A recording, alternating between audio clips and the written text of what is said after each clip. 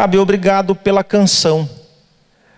Eu saí de casa, falei, meu Deus, o que falar? Confesso a você que eu saí de casa com esse aperto, esse estreito no coração. Meu Deus! E eu movi as páginas para cá e para lá. Falei, Deus, fala comigo.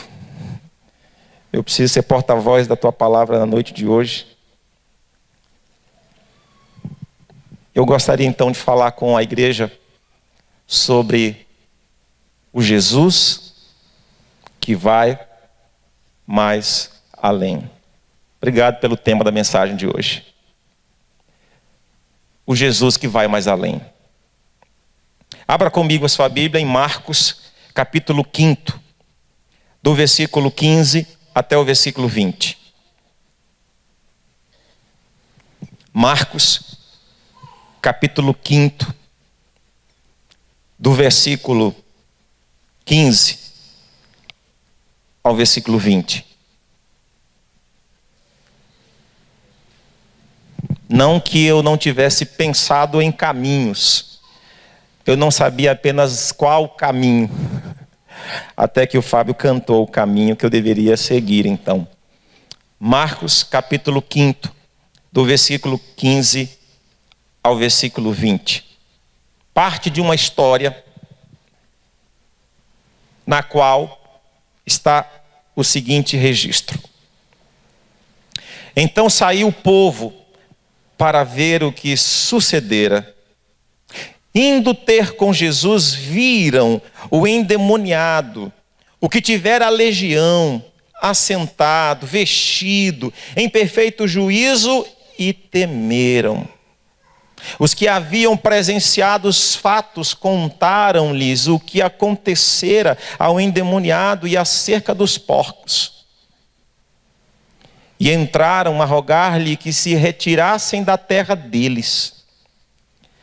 Ao entrar Jesus no barco, suplicava-lhe o que fora endemoniado que o deixasse estar com ele. Jesus, porém, não lhe permitiu, mas ordenou-lhe: vai para a tua casa, para os teus. Vai para a tua casa. Vai para os teus.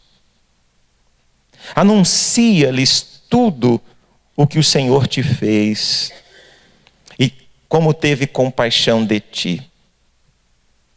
Então, ele foi e começou a proclamar em Decápolis tudo o que Jesus lhe fizera, e todos se admiravam.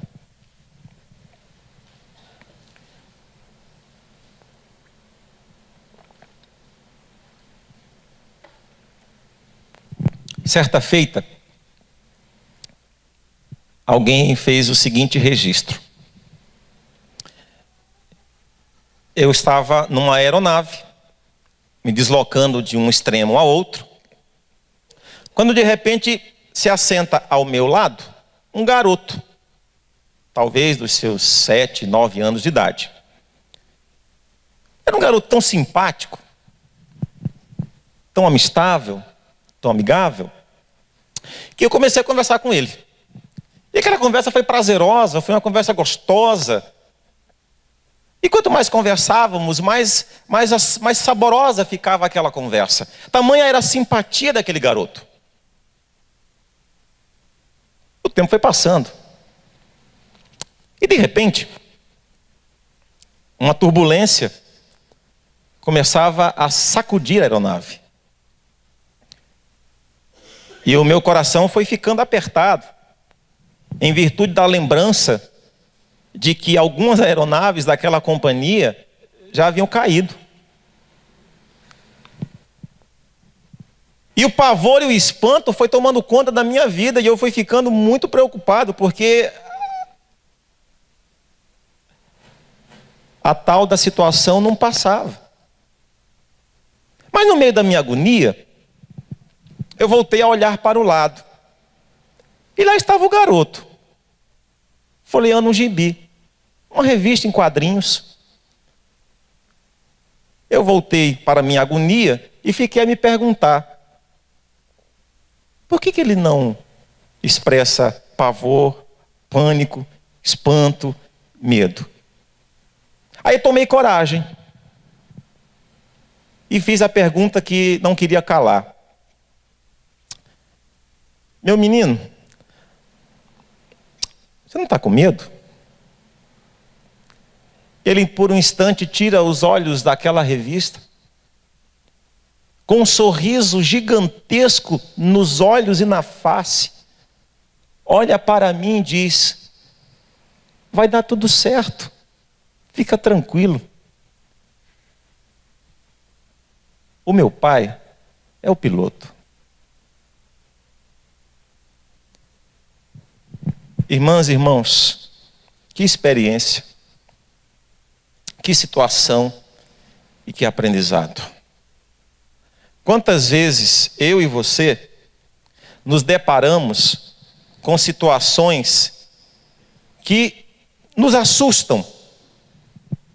Imagina a cena de uma cidade inteira sendo assustada por um ser descomunal, por uma aberração, por alguma coisa feia, por alguma coisa estranha, um tanto quanto grotesca, animalesca, que perambulava por um lugar já um tanto quanto funesto, porque era o próprio cemitério da cidade. E de repente, entre os túmulos, vagando de dia e de noite sem dormir, vai montando o cenário da tela, alguém cabeludo, barbudo, mal cheiroso, pelado, porque andava nu, atacava as pessoas, por algumas vezes tentativas de acorrentá-lo, quebravam-se os grilhões, as correntes, as cadeias. Era um pavor, era um pânico, era um medo, era um assombro, era um desespero. O que te assusta? O que produz em você pavor?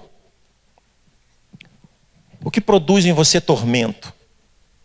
O que tem produzido em você agonia da alma?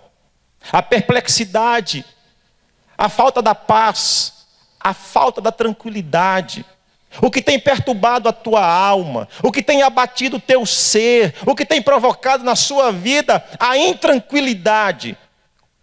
Qual é o fantasma? Qual é o assombro? Qual é a situação? Qual é a vicissitude que se levantou e que agora te assusta, te amedronta, te apavoriza? O que a vida tem representado na condição de própria vida? O que ela tem gerado? Quais são os pavores? Quais são os medos? Porque essa cidade vivia diante de uma situação complicada por demais. Um homem tomado por demônios, um homem excluído da sociedade, separado da família. Nas palavras do evangelista, fora de si, um doido, varrido, nu, atacava as pessoas. Para muitos, um caso sem solução. Para muitos, um caso sem saída. Para muitos, uma situação definitiva. Vamos deixá-lo no cemitério porque ele já está morto. Se é que ele já não estava. Essa região, irmãs e irmãos, é uma região muito desafiadora. Se você voltar, se não o fizer agora, faça em casa. Se você retornar ao início do Evangelho de Marcos, você encontra uma expressão muito presente no primeiro capítulo, que se repete agora nesse capítulo e que tem um paralelo muito interessante. É o mesmo termo no original, que tem o mesmo sentido e que fala de forças contrárias que se levantam para trazer pânico, pavor, espanto e medo. Se você não está esquecido, esquecido, um pouquinho antes deles chegarem nessa região chamada Decápolis, Jesus havia convidado os discípulos e falou assim: entrem comigo no barco e vamos para o outro lado. E o texto diz que Jesus está dormindo. E enquanto ele dorme, os discípulos estão acordados. E enquanto eles estão acordados, de repente, o texto diz que de repente sobreveio uma tormenta. Uma força de vento. Um vendaval gigantesco. E eles foram tomados por medo, por espanto,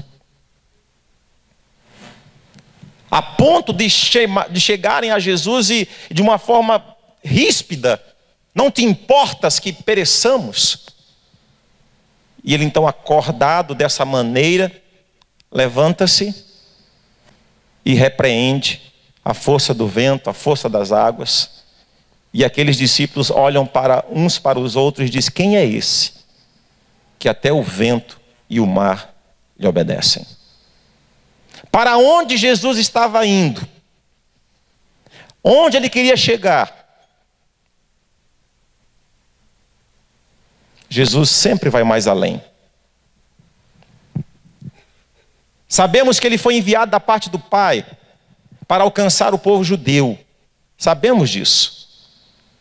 Só que essa travessia não era uma travessia para território judaico. Era uma travessia para um território pagão. Ele vai para Decápolis. A palavra Decápolis quer dizer 10 cidades. E entre essas 10 cidades, há uma cidade assustada, aterrorizada por um ser disforme, estranho, esquisito, excluído, abandonado, rechaçado, deixado de lado pela própria família. Eu gostaria que você acompanhasse comigo algumas questões que estão presentes nesse texto. E a primeira delas é: não se espante, não se assuste, não se atemorize. Sabe por quê? Porque Jesus virá abrir o caminho que ora está obstruído. Irmãs e irmãos, essa região de Decápolis estava por 300 anos debaixo da opressão, debaixo da prisão de uma nação que era Roma. Mas não havia apenas uma opressão política.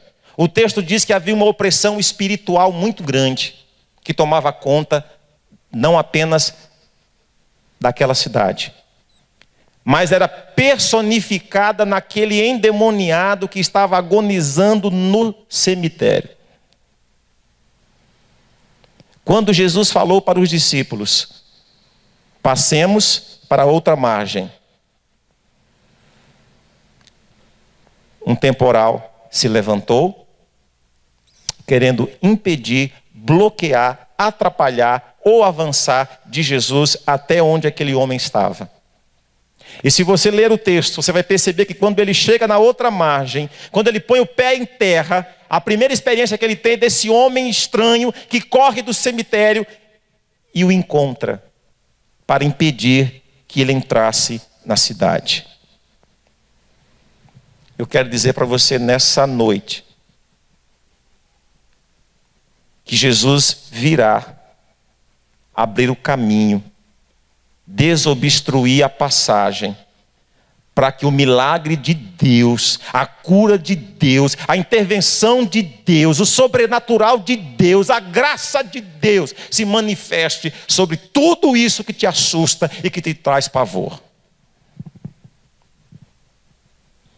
Jesus sempre vai mais além.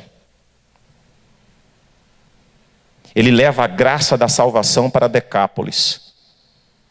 Porque lá em Decápolis havia uma obra do inferno tentando amedrontar as pessoas. Se você ler esse texto em Mateus capítulo 8, 28, você vai encontrar a seguinte informação: Ninguém podia passar por aquele caminho, porque aquele caminho era um caminho fechado pelos demônios.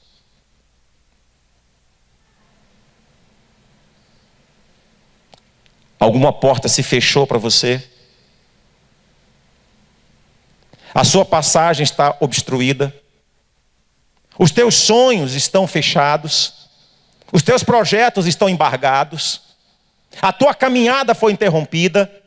Eu quero te dizer nessa noite, assim como Jesus foi a Decápolis e abriu a passagem e abriu o caminho para que a bênção de Deus se manifestasse lá, o mesmo Jesus irá abrir o caminho para que a graça dele se manifeste sobre essa situação. Não há obra do inferno, não há espírito enganador, não há situação na qual a graça de Deus não rebente, para que a intervenção de Deus se manifeste. Eu quero te dizer nesta noite, que todo empecilho, que todo impedimento, que toda obra será frustrada, porque Jesus passou, atravessou a margem para te encontrar e para te abençoar. Amém? Você crê nisso?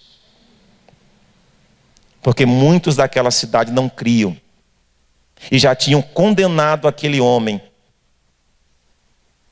Talvez algumas vozes estão dizendo para você: eu te derrotei, eu te humilhei, eu te coloquei na lona.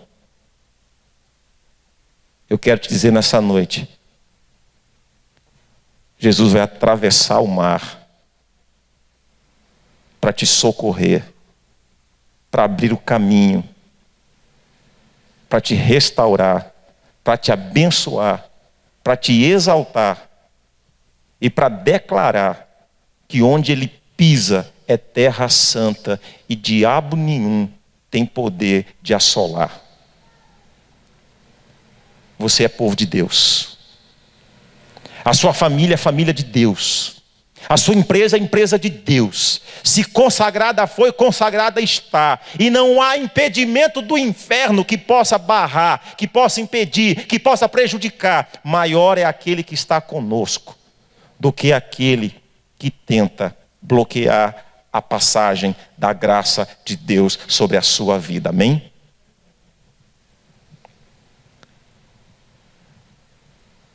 Moisés está no deserto. Lá vem Faraó, seus cavalos e cavaleiros. O mar vermelho cresceu na frente. A reclamação surgiu. O povo começou a dizer: Moisés, tu nos tirastes do Egito. Para morrermos aqui, melhor seria termos ficado no Egito. Moisés conversa com Deus. Moisés fala com Deus.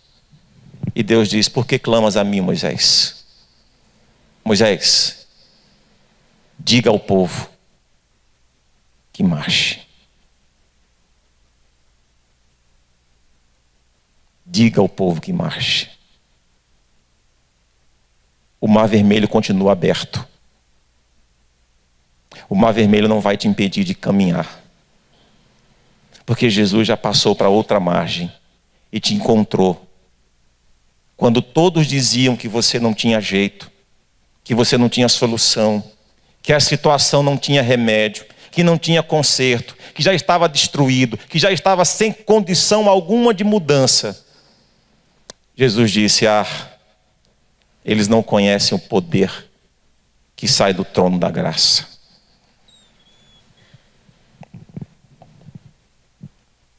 Josué está prestes a tomar a terra. Falta Jericó. E Jericó tem fortes muralhas. As muralhas não puderam prevalecer diante do poder de Deus. Então, confie, minha amada. Confie, meu amado. Povo de Deus que está aqui hoje me ouvindo. Ouça Deus te dizer nessa noite: o meu filho Ele vai abrir o caminho, vai desobstruir a passagem, e haverá a graça de Deus sobre a sua vida. A segunda lição, irmãs e irmãos, que eu vejo nesse belíssimo texto, é que Jesus virá calar e sossegar a minha, a sua, a nossa alma. Talvez você venha de uma semana com muito desassossego, com muita perturbação. Talvez uma semana com lágrimas, com aperto, com dores, com lamentar-se, não pelo simples lamento, mas o lamentar-se diante do trono da graça, no sentido de quebrar o coração. Eu quero te dizer nessa noite, que Jesus passou o mar da Galileia, foi até Decápolis, porque havia uma alma desassossegada, havia uma alma perturbada, havia uma alma aflita, havia uma alma oprimida, e ele vai lá para levar o bálsamo de Gileade, para levar a paz, a misericórdia, a graça.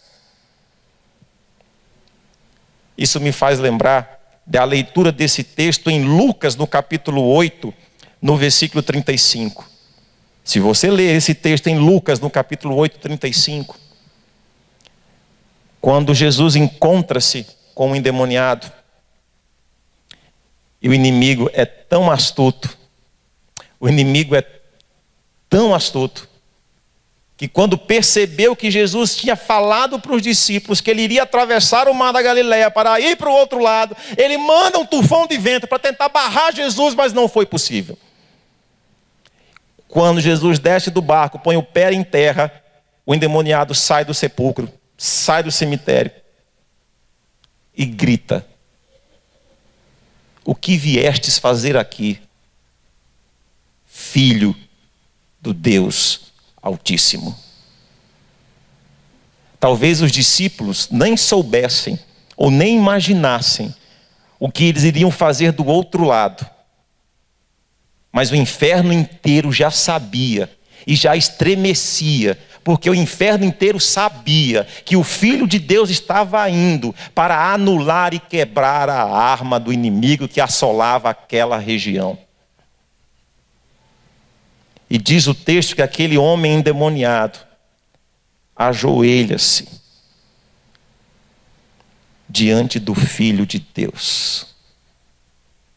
Era uma alma doente, que agonizava, que sofria. Eu quero te dizer nessa noite que Jesus irá te encontrar e levará sobre você tempos de refrigério. Ele vai trazer sossego para a tua alma, calma para a tua mente, paz para o teu coração.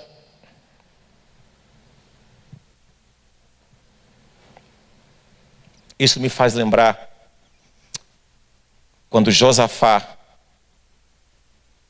recebe uma carta, e na carta que ele recebe, o rei Josafá, havia uma informação, e a informação era a seguinte: te cuida.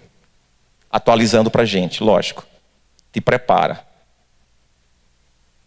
Somos 3 contra 1. Você não tem chance nenhuma. Diz o texto que Josafá ficou com o coração apertado por demais. Diz o texto que Josafá ficou com o coração agitado por demais. Diz o texto que Josafá ficou com um pouco de preocupação. Mas ao contrário de se entregar à preocupação, ele correu para o templo.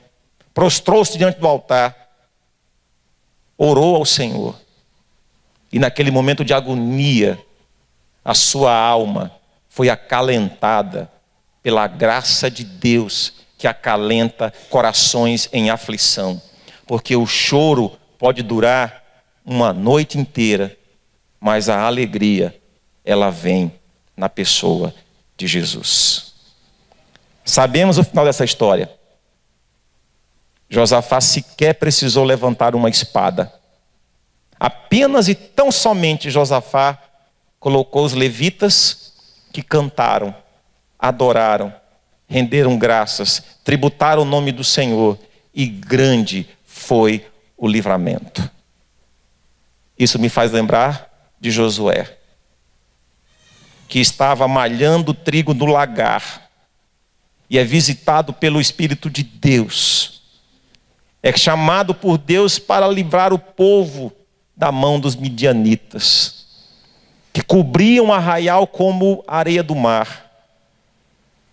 E ele sai para guerrear, confortado com a paz que vem do Senhor, que excede todo e qualquer entendimento humano.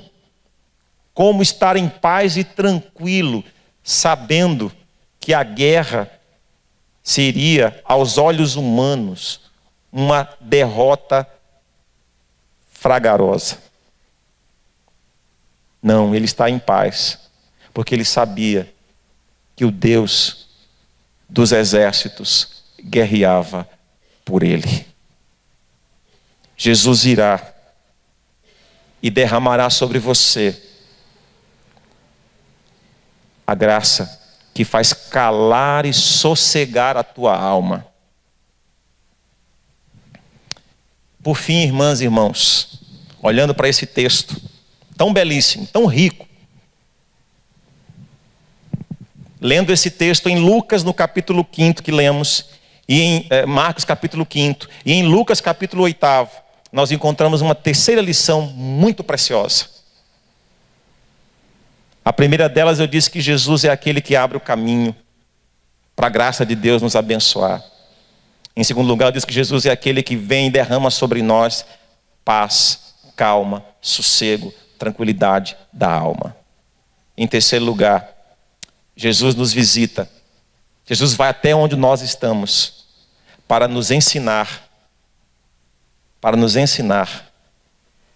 que Ele vai sempre além, para nos ensinar as nossas próprias limitações. O texto que eu li faz parte de um momento quando, depois de ser acalmado na alma, de estar vestido e encontrado em paz, sereno, sentado aos pés de Jesus, a multidão chega, repreende Jesus, manda-o embora, e quando ele está de volta ao barco, aquele que era endemoniado, mas que agora está em paz, com a vida tratada, restaurada, renovada, faz uma pergunta, e eu fiquei, meu Deus, por que a resposta foi essa? A pergunta dele é: deixa-me ir contigo. Nada mais justo do que ir com Jesus. Mas a resposta foi: volta para a tua casa, volta para a tua família. E eu fiquei me perguntando, por que Jesus não deixou? Por que Jesus não permitiu? Se em outras ocasiões, em outros momentos, ele havia permitido que outros curados pudessem caminhar com ele, esse ele não permitiu.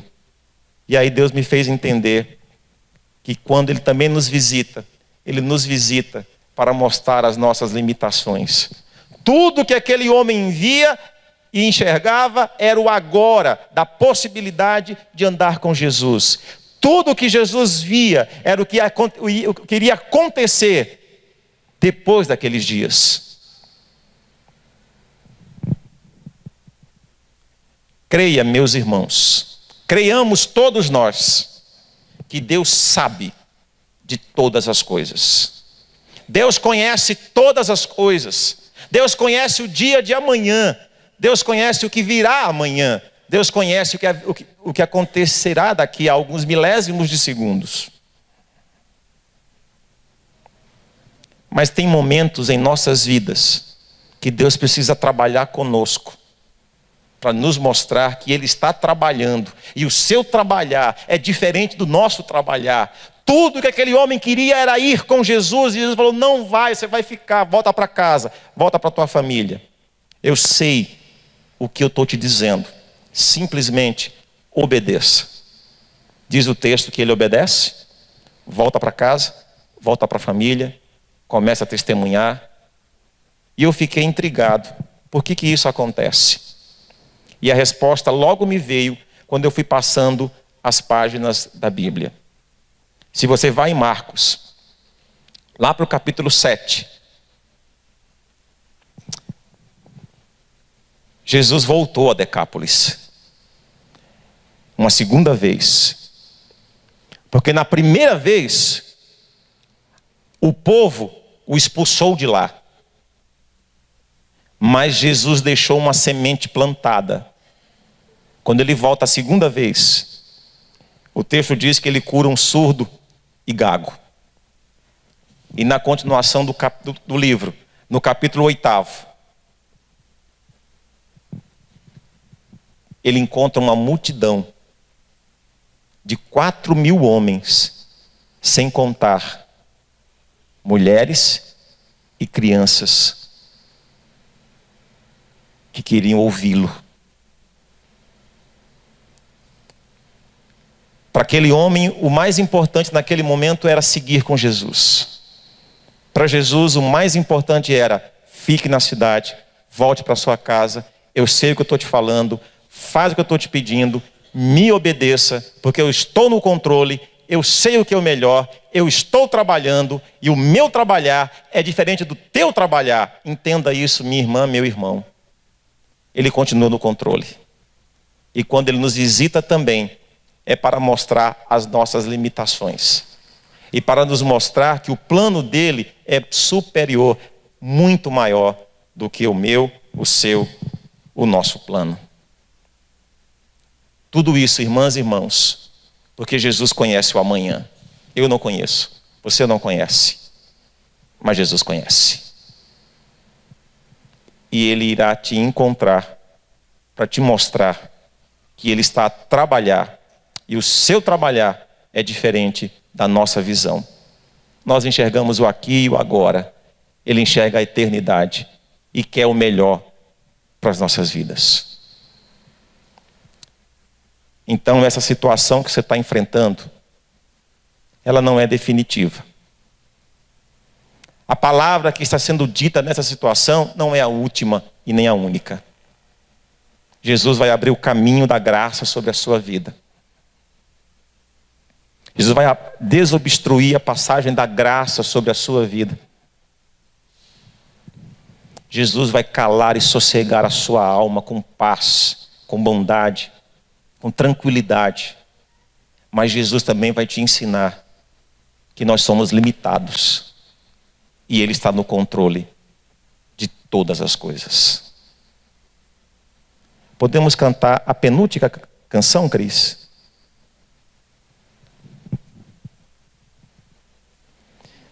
Deus,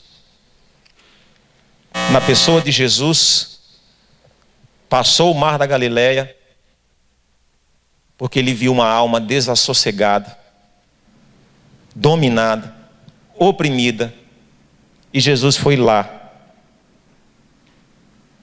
para trazer salvação. Jesus foi lá para abrir o caminho para que a graça de Deus alcançasse não apenas ele, mas outras vidas. Jesus foi lá para levar paz ao coração daquele homem, calma ao coração daquele homem. Jesus foi lá para ensinar aquele homem que os caminhos do Senhor estão para além dos nossos próprios caminhos. Vamos nos colocar em pé. Eu gostaria de cantar com a igreja esse penúltimo canto. Tem tudo a ver com o que nós estamos aqui dizendo e repetindo. A nossa visão, irmãs e irmãos, é limitada. A visão de Jesus é ilimitada. Ele sabe o que é melhor para mim e para você. Jesus sabe o que é melhor. E Ele fará o melhor. Ele vai abrir o caminho. Ele vai tirar tudo que está te atrapalhando. Ele vai derramar paz, graça, tranquilidade, sossego da alma. Como a criança que se aquieta nos braços da sua mãe, nos aquietaremos nos braços de Jesus. Mas Ele também nos ensinará que a sua vontade é boa, perfeita e agradável. E Ele vai além, sempre além.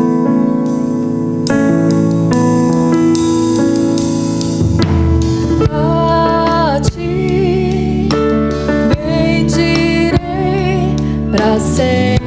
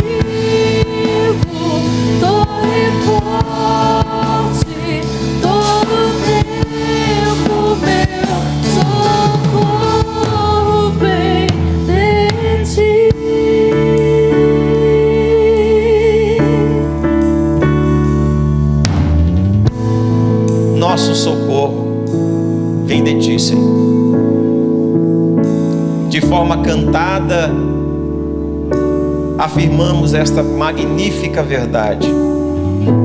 Oh Senhor, obrigado, porque quando clamamos, o Senhor nos ouve. Oh Deus, aquele homem, por tantos anos sofrendo, por tantos anos oprimido pela mão do inimigo, assustando as pessoas, sendo instrumento de escárnio, de zombarias, de impropérios. Mas um dia aprouve ao Senhor mudar a história daquele homem. Tu atravessastes o mar da Galileia. O inferno se levantou para te impedir, mas não pôde, não poderá, porque tu és aquele que faz calar o vento e o mar. Tu tens a palavra de autoridade e de poder. E quando a palavra do Senhor é proferida, ela se cumpre em nome de Jesus. Agindo o Senhor, quem o impedirá? E o braço forte do Senhor se manifestou de uma maneira poderosa, que anulou as obras do inferno que assolavam aquele ser e aquela cidade. O caminho ficou aberto. A graça de Jesus invadiu as ruas, invadiu os lares, invadiu as vidas, as mulheres, os homens, os anciãos, as crianças. A cidade foi invadida com a graça da salvação. O inferno recuou, porque as portas do inferno não prevalecem contra o poder da palavra de Deus. O inferno se cala, o inferno se coloca de joelhos, reconhecendo que tu és o Filho de Deus, e nós somos teus. Tu também nos visitastes, tu também nos alcançastes, tu também movestes e nos encontrastes e nos libertastes. E hoje, Pai bendito, o caminho da graça está aberto sobre as nossas vidas, e a graça se manifesta sobre todos nós. Ó Deus, obrigado, porque aquele homem era um homem atormentado, era um homem oprimido, era um homem escravizado, mas o Senhor o libertou. O Senhor deu roupas àquele homem. O Senhor deu a ele a brandura, a calma, a quietude, a tranquilidade, a ponto dele sentar-se aos teus pés para te ouvir. Oh Deus, quantas vezes o nosso coração se coloca agitado, inquieto, aflito, perturbado, como tu acalmastes aquele homem. Acalma minhas irmãs, acalma meus irmãos, acalma os pais, acalma os filhos, acalma os casamentos, acalma a tua igreja, acalma o teu povo. Nos faz sentar no teu colo, nos faz descansar à sombra do Altíssimo. Acalma a nossa alma, acalma o nosso coração, tira a agitação, a inquietação, tira a incerteza e a insegurança, tira a dúvida, Senhor, porque Tu és o Deus de poder,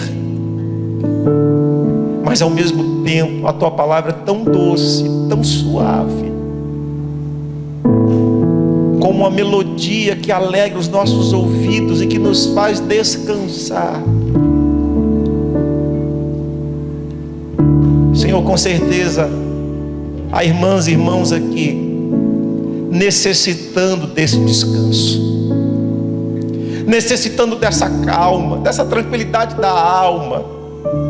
Acalma a tempestade da vida que se levantou, Senhor, o vento bravo que soprou, que tem agitado, meu Deus, essa serva do Senhor, esse servo do Senhor. Ergue tuas mãos de poder e repreende a fúria, repreende, Senhor, a ação contrária, repreende a intenção maligna, repreende, Senhor, a intenção do inferno de prejudicar aqueles que são teus. Nos faz descansar, Senhor, sabendo que contigo está o vencer, está o alcançar vitória em nome de Jesus.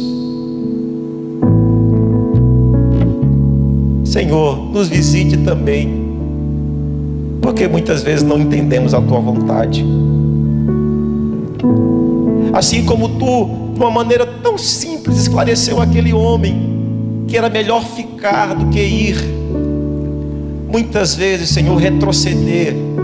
Muitas vezes, Senhor, parar. Muitas vezes, Senhor, entregar a nossa agenda nas tuas mãos é o melhor. Quantas vezes queremos preencher a agenda da nossa vida e queremos entregar essa agenda preenchida para que o Senhor tão somente a realize. Oh Deus, que erro grotesco. Que tenhamos aprendido na noite de hoje que o Senhor está no controle de todas as coisas, que o Senhor trabalha de eternidade a eternidade, que o Senhor conhece toda a nossa vida. O amanhã te pertence e o Senhor trará e fará o melhor sobre as nossas vidas.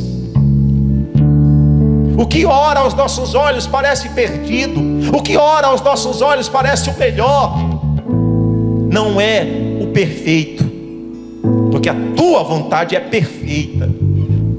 A nossa vontade pode até parecer boa, até agradável, mas nunca será perfeita. Senhor, tu salvastes muitos naquela cidade. Há muitos atormentados pelo diabo em Cascavel. Há muitos escravizados pelo inferno em Cascavel.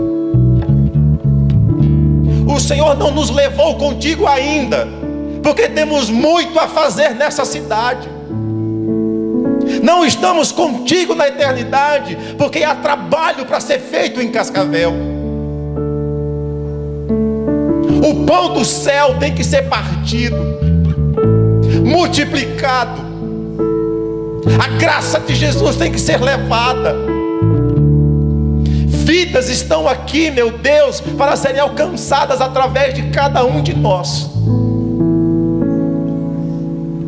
Então que essa semana seja uma semana na qual nós nos uniremos no desejo de abençoar com a palavra da graça aqueles que são atormentados, aqueles que estão em aflição, aqueles que estão em perdição, aqueles que estão afastados, aqueles que estão excluídos, aqueles que estão na cegueira espiritual. Nós temos todo o poder, toda a autoridade nos foi dada. O Espírito do Senhor está sobre nós. Nós somos, como a tua própria palavra diz, os carvalhos de justiça, plantados pelo Senhor, para frutificar, para a glória do teu nome. Não nos permita ser árvores secas, que as nossas raízes se aprofundem e estejam ligadas ao manancial de águas vivas que é Jesus. Que vidas sejam impactadas com a pregação da palavra através de cada um de nós. Com certeza, Senhor, um dia nos céus nos encontraremos com esse amado irmão que foi transformado e se tornou um instrumento de salvação na cidade de Decápolis. possamos nesse dia majestoso dizer para Ele: a tua história me inspirou. Um dia um pastor pregou uma história que era a tua história, e eu entendi que eu poderia fazer um pouco mais, porque um dia Jesus foi um pouco mais para mudar uma história de uma vida. Que as nossas mãos não estejam vazias, mas que as nossas obras sejam para a glória do teu nome. Fortalece as minhas irmãs e os meus irmãos, fortalece a tua igreja, anime e encoraja, e nos dê uma semana abençoadíssima em nome de Jesus. Leva-nos na tua paz, guarda a nossa saída e a nossa chegada em casa. Guarda, Senhor, da planta do pé ao alto da cabeça cada um de nós em nome de Jesus. Guarda conosco os nossos pertences, guarda conosco os nossos familiares, guarda conosco os nossos sonhos, guarda conosco as nossas empresas, guarda conosco, Senhor, aquilo tudo que nos pertence. E agora, irmãs e irmãos, que a graça do Senhor Jesus, o amor do nosso Deus e Pai e a comunhão do Espírito Santo permaneçam sobre vós, corpo vivo de Cristo e família de Deus, hoje e para todos sempre. Amém.